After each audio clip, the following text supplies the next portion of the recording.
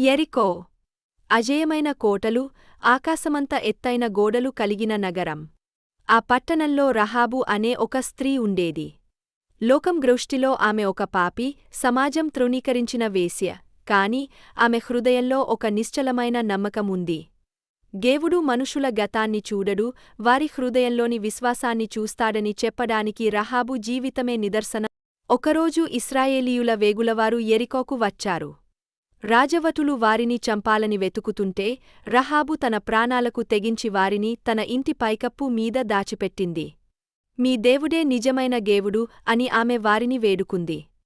తనను, తన కుటుంబాన్ని రక్షించమని కోరింది. వేగులవారు వెళ్తూ ఒక మాట చెప్పారు: పట్టణం నాశనమయ్యేటప్పుడు నీ కిటికీకి ఈ ఎర్రని దారాన్ని కట్టు, అప్పుడు నీ ఇల్లు క్షేమంగా ఉంటుంది. ఆ ఎర్రని దారం కేవలం ఒక తాడు కాదు, అది దేవుని రక్షణకు గుర్తు. యెరికో గోడలు కూలినప్పుడు ఆ దారం ఉన్న రహాబు ఇల్లు మాత్రమే నిలబడింది. పాపి అని ముద్రపడ్డ రహాబును దేవుడు తన సొంత బిడ్డగా మార్చుకున్నాడు.